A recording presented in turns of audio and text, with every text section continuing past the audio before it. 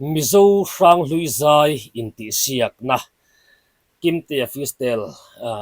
YouTube channel lampanga anon post ani hian alom man thato takte ama kan lo react tong khan tiang khan ron buat saya nutuma hian top 5 result pon ani to a mi pahnih zai arolin kan ron react le dona pubi LALRIMAWIA zai le pu ZORAMHMANGAIHA zai nutuma hian kan react dona ni ama sa zo ka hian pubi LALRIMAWIA kumsam nga pasari electric veng aizo la cheng mek ani hi top 5 in hlang ka in alepek next round atlin puile yam tuna za hian ngai tha Toma, kumsam nga pasari dan nun hui cha na bilal hun chung pa chuau mo kangai kawang duke khobe chen narama hian chen na ko khalai te chu khovel chen ti kha aya chen moi deuh khan alam thiam o khalai te chu beng van ka beng te kham deuh chep ke ma chun ngai thale lo kang kangai kawang duke khobe chen narama hian moi thok chen na ko alo her chua don sang ya kangai nun hui liam hu ko ki chang si o kangai nun hui zamwal liam hu mana an sang ta don sang ya kangai nun hui liam hu ko ki chang si lo sai uluk le mikro Lê sinh đón sai đuôi sáng kiếm thấy gì đâu nhưng đi có lạ liếm lệ chi tâm chung tê anh hết đang lắng sẽ là chung qua đua cho o kangai nun hui zamwal liam hu mang la an chang ka mo don chang ni ya kangai nun hui liam hu do ki they chang si lo mang lại chẳng từng mi lệ tha cũng quên her hayang achang thumna atlar ma saber se awat tobla atobber la ya kha atobla la ya kha alam piel ta vel mai me wa ve lai te kho nga chu liam mang lại chẳng từng mi lệ tha cũng quên her hayang kan tan huin xua kan langai don ye parang kan gulai ni cha qua sei don ye o kanai nun hui zamwal liang hu man la an sang ka mo don sang ni ya kanai nun hui liang hu ko ki te chang si lo don sang ni ya kanai nun hui liang hu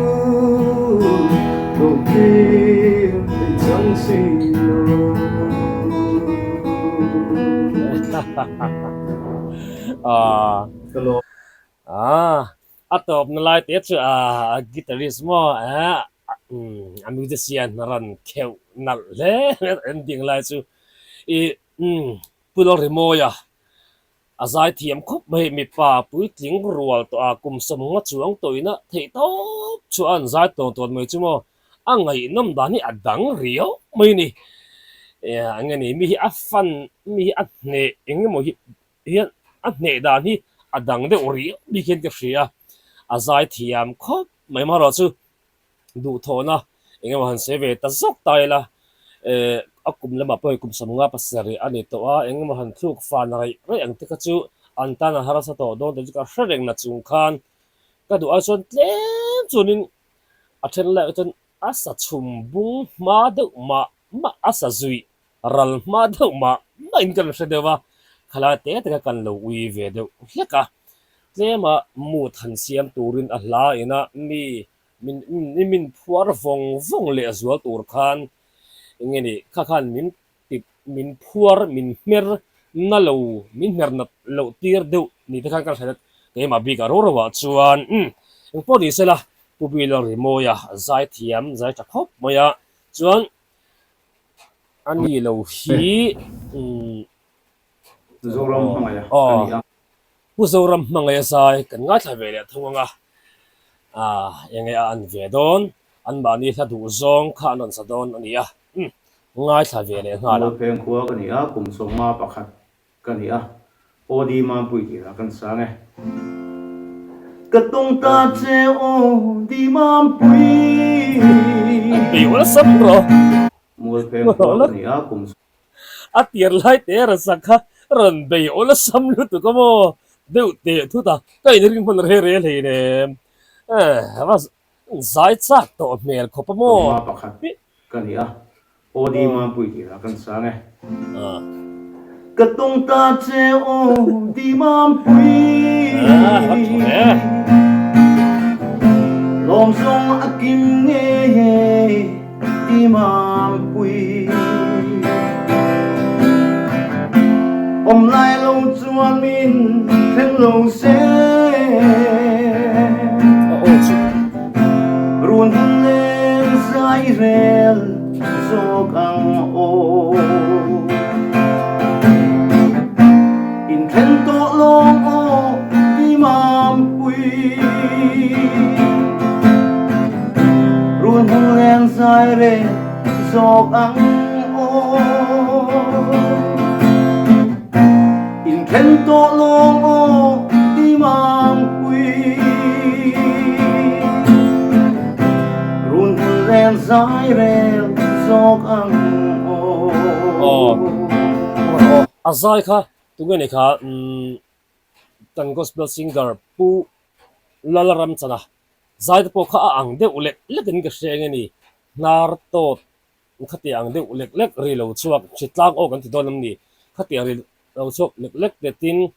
a thu ngeni an leili ina an mani pian kan sim hrimena thu an lam fi alo lai big lam fi thelo an nei la yang chi song so ta khamo ain ang che bin ka shemo an zai an athuk le an the floor hri po kha a vai nang te uve ZORAMHMANGAIHA sa ka do me tu na chuan di mam pui him lem tum sai rel ve to in mel ma an ka puan ang noni run lem sai rel so bang o in khen to long o di mam pui run lem sai rel so bang o in khen to long o di mam pui run lem sai rel so bang o mana chuan di mam pui